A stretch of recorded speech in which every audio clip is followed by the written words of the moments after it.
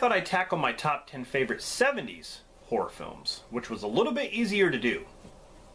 I do have some films here that I'm going to mention that didn't quite make my top 10. Because the films in my top 10 are just, they're just all-out classics, and they're films that I just love so much. But I'm going to mention these. Hills Have Eyes, the original, didn't make my list. Even though I prefer the remake, the original is still, is still pretty good. Black Christmas, of course, a lot of people would probably have that in their top 10. There just wasn't room for mine. That would probably be like number 11 for me, Black Christmas. The original Piranha, no one ever talks about. Suspiria. You have Salem's Lot. You have Legend of Hell House. You have even Young Frankenstein. There's so many underrated 70s horror films out there that probably no one even knows about or even talks about. So, yeah, there's a lot. But my top 10 for me is satisfying, and just some of my favorites. So let's get started with my top 10 favorite 70s horror films. Starting with number 10 here, Brian De Palma film starring Sissy Spacek and John Travolta. And what's funny, this is not even the first Sissy Spacek film that I've seen. Carrie. The first Sissy Spacek film I ever saw was Coal Miner's Daughter with Tommy Lee Jones and Sissy Spacek, which is the story of Loretta Lynn. My parents showed me that when I was younger, and I actually liked that film, but I didn't see this until way after that. So I was familiar with Sissy Spacek, and when I saw her in this, I'm like, wow. I'm like, she is very different, and I feel sorry, for her character. And even the psycho mother, played by Piper Laurie. Oh my God.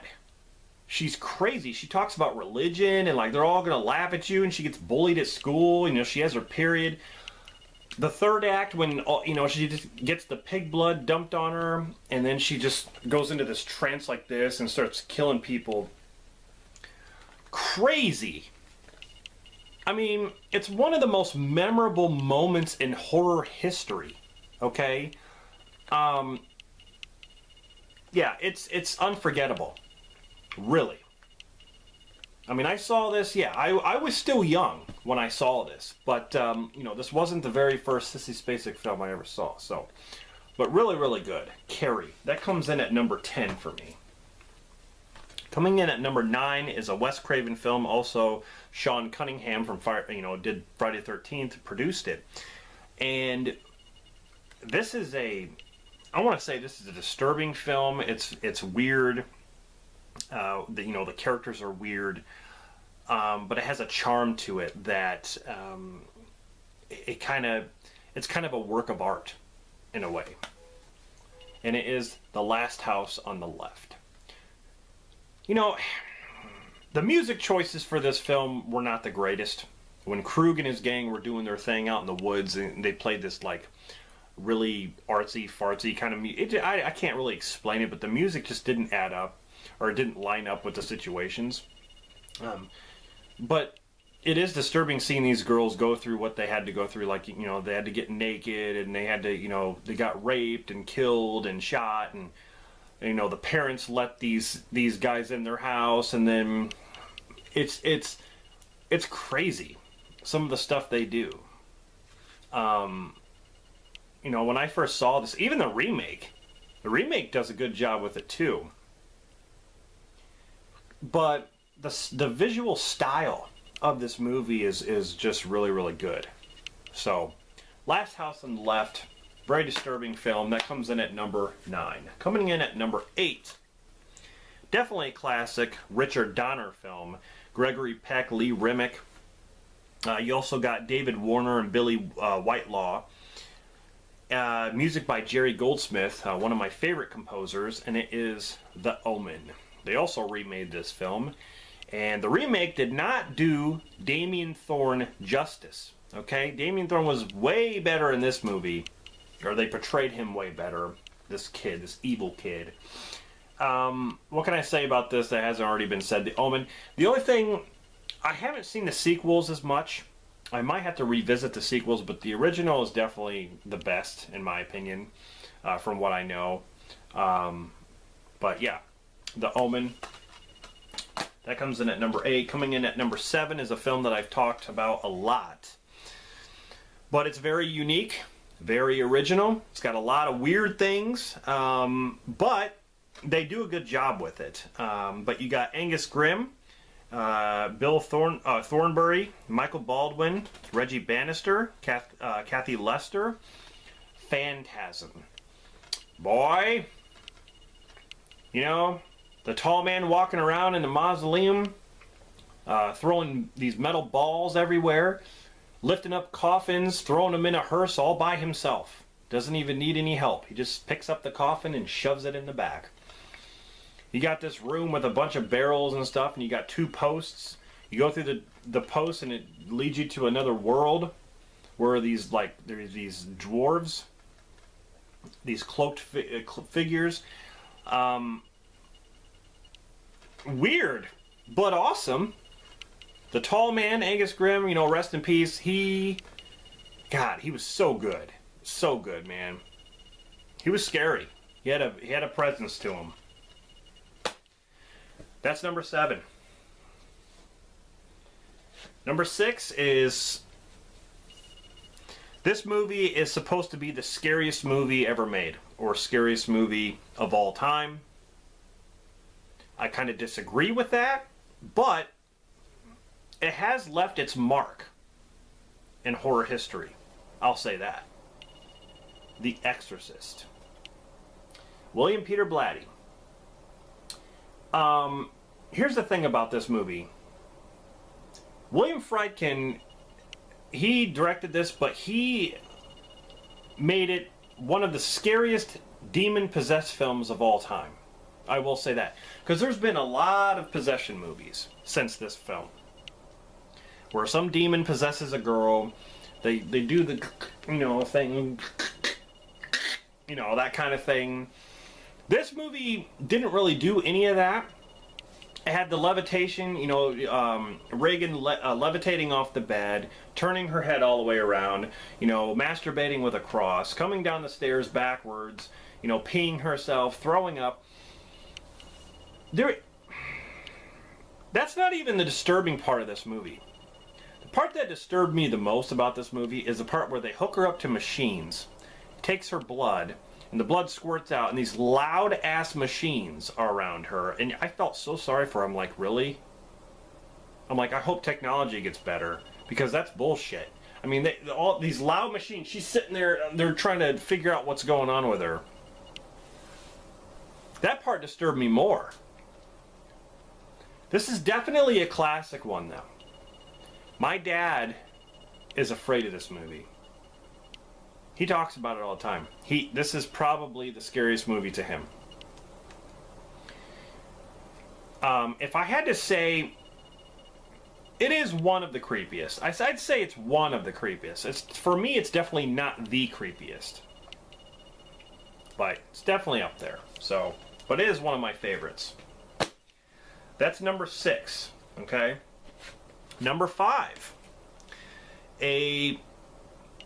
You have a Ridley Scott film, which also Jerry Goldsmith did the music for this. Dan O'Bannon did the story, and Dan O'Bannon, of course, directed The Return of the Living Dead, one of my favorite one of my favorite zombie films with Star Wars in it. One of my favorite zombie films of all time. But you have Sigourney Weaver, Tom Skerritt, Harry Dean Stanton, John Hurt. Boy, I feel bad for John Hurt in this film. Alien. Now, when it comes to Alien franchise, this is my favorite. This is a horror film, a sci-fi horror film. Aliens is much different. Aliens is more action-oriented. And Aliens had a bunch of aliens in it. This has one alien. And the scene that I will always remember, the scene that bothered me is when John Hurt, they're at the table and John Hurt, you know, the alien busts out of his chest. I mean, it's such a, like, the scene just takes forever, and like, it's very detailed when it comes out of his chest and it's sitting there moving around and like, yeah, I'll never forget that. It's crazy. This movie's very different from the other ones, but it's my favorite. So, I had to mention Alien. Alright, number 4. What can I say about this movie that hasn't already been said? John Carpenter. You got Donald Pleasance, Jamie Lee Curtis, PJ Soles, Nancy Loomis. Halloween. This would probably be much higher on people's lists, but the ones that I'm going to mention, you know, are this just, I mean, at least this made it to number 4. But Halloween, classic slasher film. You know, Michael Myers, The Shape, stalking the babysitters and killing them one by one with the white mask. I mean, it's just classic. Halloween. Number 3. This movie made me scared to go into the ocean. Ever since I was little, I saw this. I saw an ocean. I'm like, nope, never in my life am I going in there. Directed by Steven Spielberg, based on a novel by Peter Benchley. Jaws. Lorraine Gary, Richard Dreyfuss, Robert Shaw, Roy Scheider.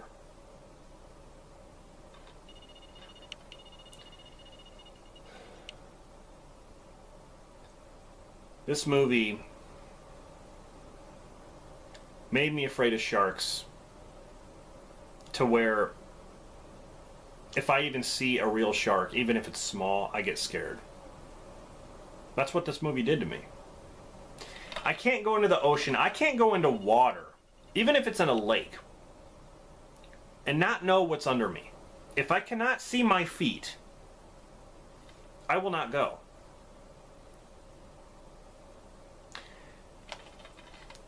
If I can't see what's swimming underneath me, I will not go. Because it might be this. But that's what this movie does to, I mean, the beginning. When the girl goes out, I mean, she was stupid anyway. She goes out in the dark, goes swimming. The guy's drunk, he's on the beach, he's like, you know, he's trying to... She goes out there and she gets, of course, she gets dragged under by a shark. And the cool thing is you don't get to see the shark in the beginning, but you know it's there. And because she can't see nothing, it's dark. But it's like pulling her, dragging her around. You know, the scene where the boy's on the raft, this little boy, and he gets taken down. And then, of course, the ending with Quint, when he gets bitten. He goes in the shark's mouth and it bites down on him. He's like, ah! So many... God, this movie... The creepy story that Quint tells. I almost wanted to smack him. If I was on that boat, I'd be like, shut up! We're out in the middle of the ocean and it's dark. Like, there's a shark out there. Stop saying stuff about a shark that killed all these men. He'd been bitten half below the waist.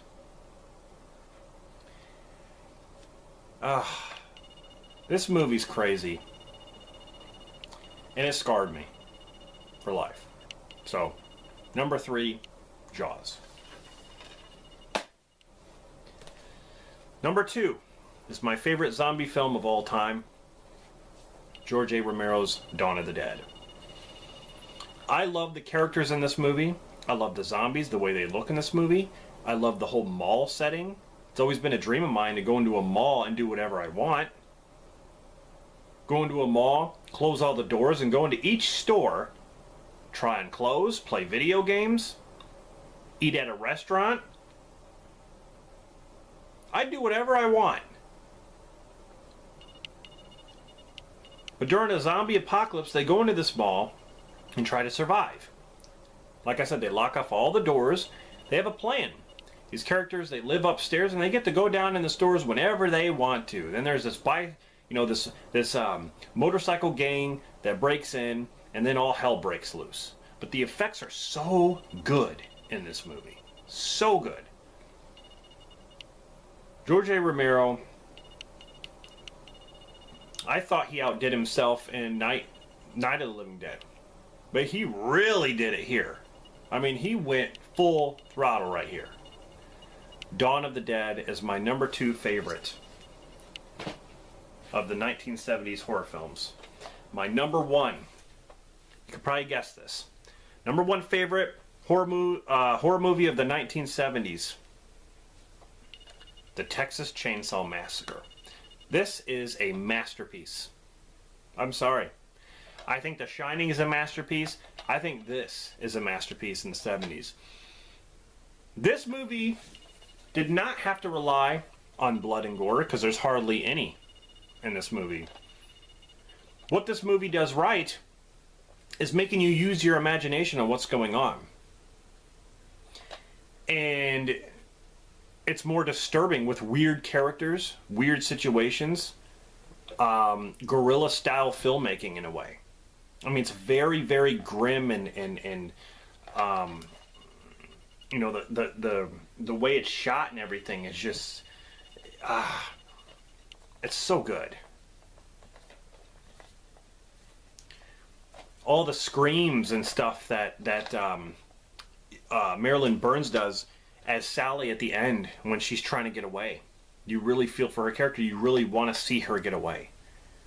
Leatherface chasing her, and then, you know, at the end, what Leatherface swinging around his chainsaw like he's pissed off because she gets in that truck and like he's trying to go after her, and just, God, this movie's so good. It is so good. Gunnar Hansen as Leatherface, amazing. The guy doesn't even talk. He just makes him crazy. This movie, 10 out of 10 for me. My favorite movie of the 1970s. My favorite horror film of 1970s. So there you go. Quick recap. Number 10, Carrie. Number 9, Last House on the Left. 8, The Omen. 7, Phantasm. 6, The Exorcist. 5, Alien. 4, Halloween. 3, Jaws. 2, Dawn of the Dead. 1, Texas Chainsaw Massacre. Anyway, guys, thank you very much for watching this. Tell me what you think in the comments, some of these titles that I mentioned, and what do you think of my top 10. Definitely make a video response if you want to on your top 10 favorite 70s horror flicks, or list them in the comments.